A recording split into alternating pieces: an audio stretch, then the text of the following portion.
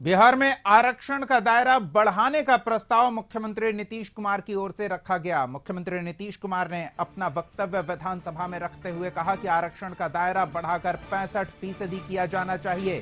BC, EBC, SC, ST, EWS के लिए पहले से 10% आरक्षण है और ऐसे में उन्होंने 65% आरक्षण का दायरा बढ़ाए जाने का प्रस्ताव रखकर सबकी बोलती बंद कर दी। एससी को 16% से बढ़ाकर 20%, एसटी को 1% से बढ़ाकर 2% किए जाने की बात मुख्यमंत्री नीतीश कुमार ने रखी और इस मुद्दे का कोई विरोध नहीं कर सका। सुनाते हैं आपको। तो मेरा ये कहना है कि भाई जो 50% है तो कम से कम हम 65% कर दें, ताकि 22 से आगे तो 65% कर दिया जाए 50 की जगह पर। 10% सुनिए ना, 10% अपर कास्ट का पहले से है तो 65 और 10 75, तो बचेगा 25। तो पहले 40 सबको फ्री था, अब 25 फ्री हो जाएगा। लेकिन बाकी का पिछड़ा और अति पिछड़ा की संख्या को भी कम से कम अब कुल मिलाकर के, और एससी एसटी को जो 50 है उसकी जगह पर हम लोग 65 कम से कम कर दें, यह आप लोगों से परामर्श है। चलिए, आप भी एग्री कर रहे हैं, बड़ी खुशी की बात है। अब तो बात रख न दिया गया है भाई, अब इतना बढ़िया रिपोर्ट हो गया है। अब कहीं कहीं कोई बोल देता है कि इस जात का बढ़ गया, उस जात का बढ़ गया। हमको जरा बताइए, जब इसके पहले जाति आधारित जनगणना हुई ही नहीं, तो आप कैसे कह रहे हैं कि जात का घट गया, इस जात का बढ़ गया? ये बहुत बोगस बात है, बहुत बोगस बात है। ये सब नहीं बोलना चाहिए।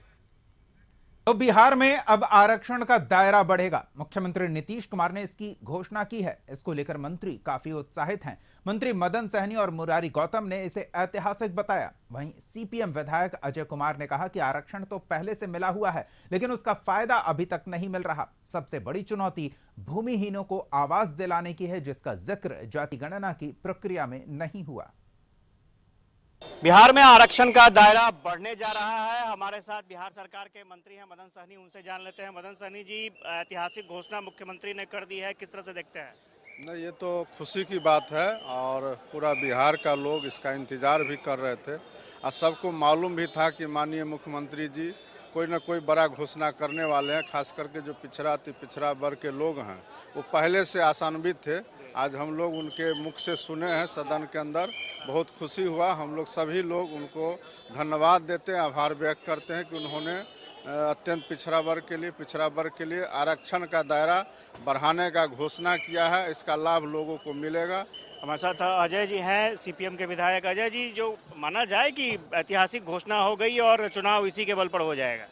नहीं, घोषणा तो बहुत ही हिस्टोरिक अब तक का हुआ, लेकिन जिसकी ज़रूरत थी मैं समझता हूँ वो तब तक पूरा नहीं होगा जब तक कि इस देश के अंदर जो है ज़मीन के लिए जो कानून बना था, सीलिंग एक्ट कानून, भूमि सुधार कानून, वो जब तक लागू नहीं होगा और उसके बारे में कोई घोषणा नहीं हुई, तब तक आर्थिक बराबरी हो नहीं सकता। लेकिन आरक्षण का दायरा तो अब बढ़े। आरक्षण का दायरा बढ़ाने से आरक्षण तक पहुंचेंगे लोग कैसे? सवाल तो सो है। वो जब तक आर्थिक बराबरी नहीं होगा तब तक आरक्षण का लाभ नहीं मिलेगा, और आर्थिक बराबरी तब तक नहीं मिलेगा जब तक कि भूमि सुधार कानून लागू नहीं होगा।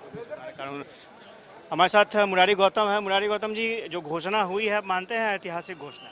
निश्चित तौर पर ऐतिहासिक घोषणा है और केंद्र सरकार को इसे जल्द लागू करनी चाहिए। जाति जनगणना उन्हें भी करानी चाहिए।